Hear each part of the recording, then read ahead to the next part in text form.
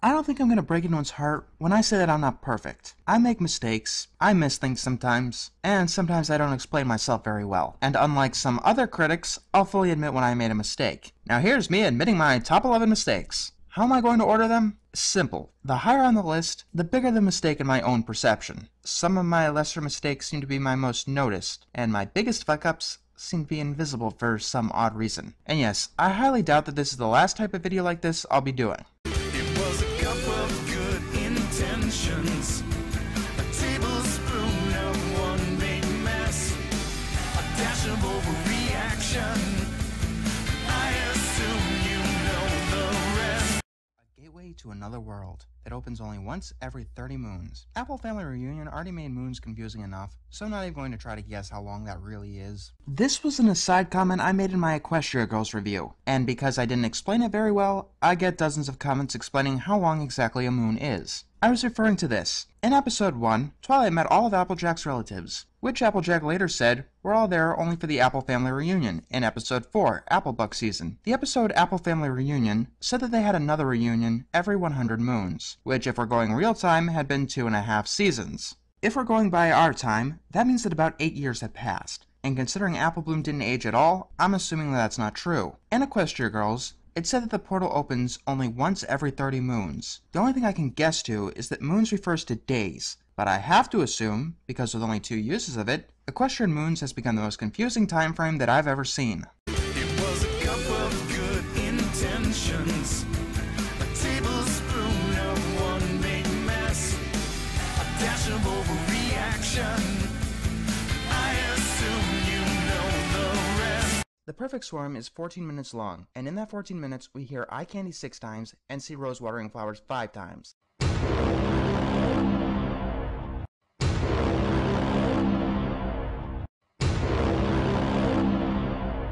It's stupid! Does that look like Rose to you? That kinda looks like Bon Bon to me, and I don't think she's happy with you getting her name wrong. I obviously don't record my lines while watching the footage, so I do often confuse who is who. I switched out Twilight and Spike and Owlswell at Enswell, and I confused Sweetie Belle and Apple Bloom in Sisterhoof Social. I also frequently pronounce names wrong, the most common being Twilight. On separate occasions, I've called her Toy and Toilet. Yeah, that was awkward. Sometimes in editing I catch it, and sometimes I don't. This is a mistake that I'll probably continue to make in the future, so keep that in mind when you're watching my reviews. Sometimes the footage needs to do the talking for me. Also, Teddy Savino, it's Teddy Antonio, you idiot! It was a cup of good intentions, a tablespoon of one big mess, a dash of overreaction. I assume you know the rest. Just like everyone else, there are times when I slip up when it comes to writing, as can be seen in my subtitles. I don't screw up as often as others, if I could toot my own horn. But here's the thing, when it comes to spelling, I shouldn't slip up at all. I'm a goddamn writer! When it comes to spelling and grammar, I should get it right a lot more often than I do. I do have access to a dictionary, and as my top 10 episodes of MLP proved, I should also get access to a thesaurus. This is another one I'm unfortunately bound to make time and again, and it is an eyesore for me whenever I try to rewatch one of my older videos. It was a cup of good intentions, a tablespoon of one big mess, a dash of overreaction.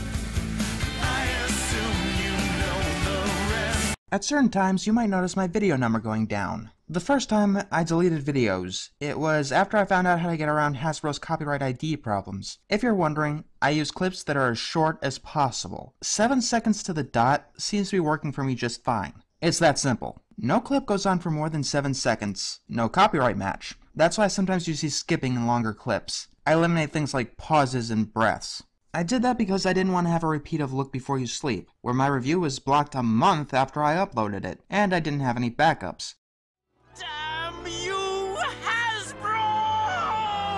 So I had to remake the review from scratch. And of course, doing all this spam my subscribers' inboxes. With the other reviews that were matched up, I took them down, rearranged the video, and put them back up. From what I can tell, Fox pours more money into YouTube than Hasbro, so my old tricks haven't been able to get around them. Now the Biter debate videos are gone because they were flagged for harassment. I decided to play safe rather than sorry and took them down. The people who watched it know that I wasn't trying to harass anyone. If you want to know what they were like, watch Josh Scorcher's response to Ball Spawn. Except even less threatening towards Biter.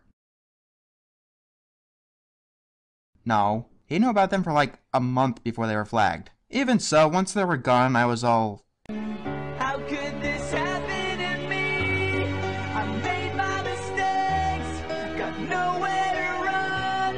The night goes on as I'm fading away. I'm sick of this life, I just wanna scream.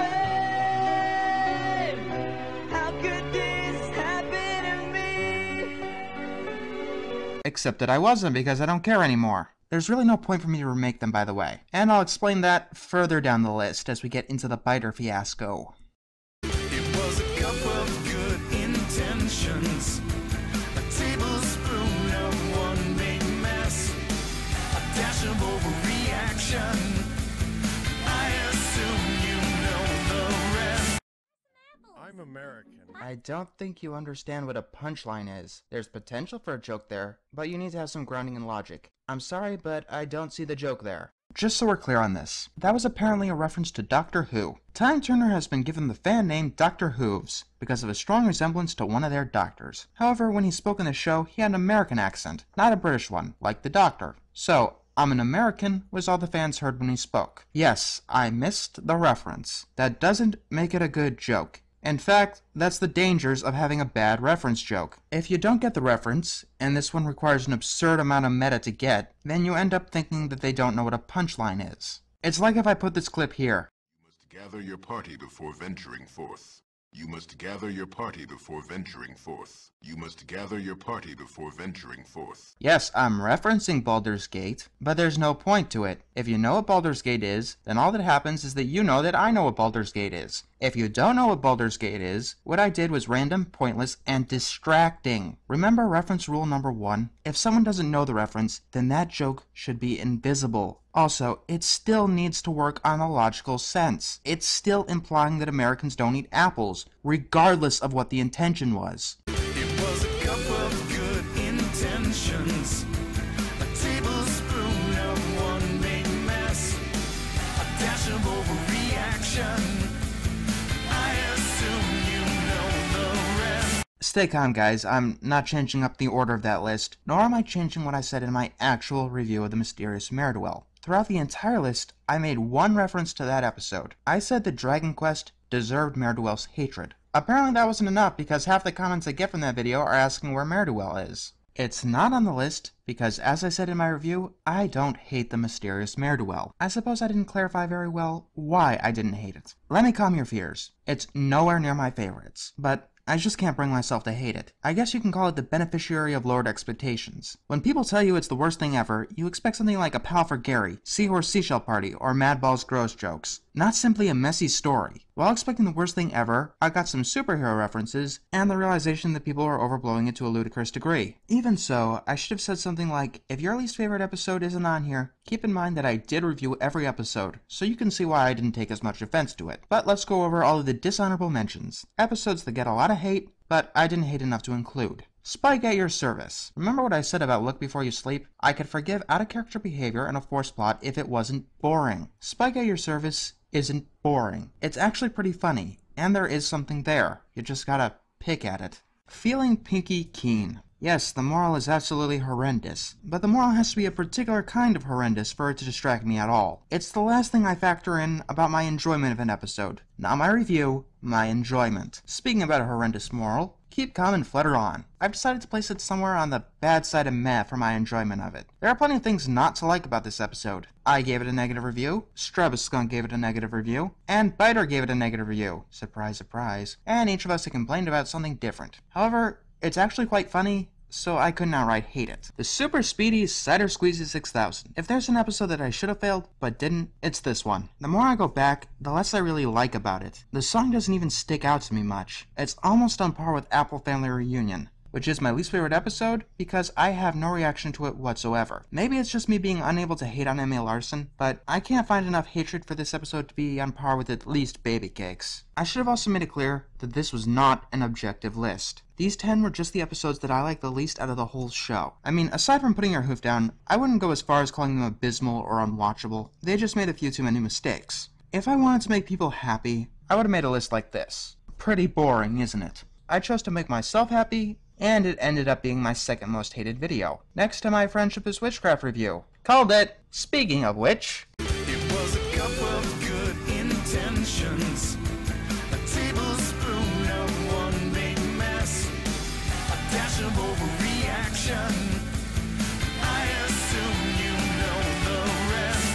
I don't know if they got Sleepily Studios' permission to mercilessly make fun and pervert their work, because that's what they did. Now it's time for my big fuck-ups, starting with the only one I have an alibi for. Still doesn't excuse it, but I have an alibi. In episode 9 of Friendship is Witchcraft, the duo, let's call it, satirized Snowdrop, and I called out one moment in particular. I'm not some Christmas special martyr here to make you feel better about yourself. Yeah, we'll get to that. I called the joke tasteless, and I even insinuated that Friendship is Witchcraft did it without Silly Philly Studios' knowledge. I thought this because everywhere I looked, I found no signs that Silly Philly Studios even knew that witchcraft existed. But apparently they did know about it, and were cool with it. I still find it tasteless and unnecessary to the story they were trying to tell, but if Silly Philly Studios is okay with it, then I guess all is fair. Hell, for all I know, they could have considered it an honor. I did do as much research as possible. After all, if you pan something that's popular, you better get all your damn ducks in a row, or the internet is going to be breathing down your neck like a rampaging dragon. As far as I can tell, this mistake and the American one were the only ones I made in that review. And I got dozens of comments telling me about them. Even though I did admit that I didn't know, I still insinuated that they might have been using Snowdrop without permission, and that was something that I really shouldn't have done. I mean, whether or not I thought they were good comedians, I shouldn't have assumed something like that. I would say that I'm sorry, but that's basically what the existence of this video is for. And as a result, Seed No Evil is no longer my least favorite episode of Witchcraft. That honor goes back to their incest episode. And if you like Witchcraft, fine, like it. I wasn't trying to take that from anyone. There's a reason I don't give star rankings for fan projects. Through critical analysis, I've come to the conclusion that I simply can't recommend it. It was a cup of good intentions, a tablespoon of one big mess, a dash of overreaction. I assume you know the rest. I have never gotten a comment about this, but in most of my reviews, I can't stand my own editing job. Hell, before my Meridwell review, I can't stand the audio in any of them. I screw up too often for me to be comfortable with it. My most common editing error is cutting out my audio too soon, so you get the first syllable before a clip and the rest of the word afterwards. But it's not like there's any shortage of editing errors. For example, in my A Charming Birthday review, the audio is nearly on mute for reasons even I don't know. This is mostly due to the fact that I use Windows Movie Maker, and it has the habit of continually crashing. You cut a clip, it crashes, so you have to save after every little thing you do. And yes, I know I shouldn't be using Windows Movie Maker, but you use what you have, regardless of how badly it tends to screw you over. And yes, there are frequently bars on the side of my videos. There really isn't much I can do about that until I get some better equipment. And yes, this is another fuck-up that will probably continue into the future. I have been getting better, but I'm bound to slip up again. As for now, they're the things I remember most after watching my own videos. It was a cup of good intentions, a tablespoon of one big mess, a dash of overreaction. I assume you know the rest. I never should have gotten involved with him in the first place. It was a cup of good intentions, a tablespoon of one big mess, a dash of overreaction. I assume you know the rest. By far, my worst review is my Bridal Gossip review. I have no idea why it's one of my most popular. Not because I was lying or anything, but because I didn't explain myself very well. Firstly, I guess I should explain my overall feelings towards the episode. From an enjoyment perspective, it's on the bad side of meh for me. Aside from Flutter Guy, the humor didn't really get to me. But I mostly find its lack of enjoyment coming from the fact that all the characters are extremely unlikable. Apple Bloom especially. If Fluttershy berating her friend's reason for living is the worst moment of the show, Apple Bloom leaving her sister for dead is the second worst. And it is a close call. Pinkie Pie hates Sakura despite the fact that she loves making friends with new ponies all the time. But Sakura does live in the Everfree Forest, and the ponies have reasons to suspect that she might be bad. Alright, what about Rainbow Dash, whose bravery led her to kick a dragon in the snout? I mean, wouldn't she be daring enough to talk to Sakura? Or how about Applejack, who always keeps a level head about things? And then there's the moral. Alright, the first thing I should have said was, yes, not assuming things is a good moral. It's just that the execution sucked. We are frequently told that Sakura is not bad, by Twilight, who converts to the other side by the end, which makes all that told Moot. If Twilight, the one who had been telling us Sakura isn't bad, starts thinking that Sakura is bad, why shouldn't we as well? Unless, of course, you already know the moral that the episode is trying to teach. Like I said in that review, the moral would have come off much stronger if we saw Sakura maybe saving Applebloom in the Everfree Forest. But no, all she does in the episode is look menacing, almost as if the episode is trying to get us to assume that she's bad, so it can berate us at the end by telling us that that's not what we should have done. It was a cup of good intentions, a tablespoon of one big mess, a dash of overreaction. I assume you know the rest. I'll just say right now that this episode puts me in a very bad place. If you like it, more power to you. Hell, you can like it for the exact reasons I don't, and I'm not gonna judge you. But just thinking about this episode makes me cringe. It would be an animated atrocity, but I don't want to revisit the episode. Think about that. I revisited The Splinter. And yes, I stand by my statement that The Splinter is much worse. It's just that putting your hoof down hurts more. This show has very well-defined, moving characters, and to see them do these horrid things to each other just makes me angry. To the episode's credit, this plot has been done worse. Imagine if the moral was that Fluttershy should take all of the abuse. Well, if that was the case, then you'd have Seahorse Seashell Party. Now, because the episode put me in a bad place, I said some things that I regret in both my review of the episode itself and my top 10 worst episodes list. In my travels through the crap that other cartoons have managed to spew forth, I've realized that those breakdowns were very much uncalled for. When you get down to it, the two writers just made a few mistakes. They happened to build onto each other and pissed me off, but I doubt that much of what was wrong with the episode was intentional. You know, like thinking suicide is funny. I still don't think that Charlotte Fullerton is a good writer. All of her episodes are like Shipping Fix without the shipping. And Meriwether Williams, well, she might not be a good writer for Friendship is Magic, but she has written plenty of good things before. Whether or not I think that they're bad writers, I actually know that they are good people in real life. I should not have said what I did. On top of that, it's not like putting your hoof down couldn't have worked. All it needed was Pinkie and Rarity not coming to Fluttershy so quickly, and Fluttershy actually realizing what she lost, and pinning the blame on her. Just so I don't make this mistake again, I'd really not like to talk about this episode, but I'm probably going to make enough mistakes for me to make another one of these every 100 videos or so. Yeesh. There's this Mr. Enter saying he's sorry. See you next time. It was a recipe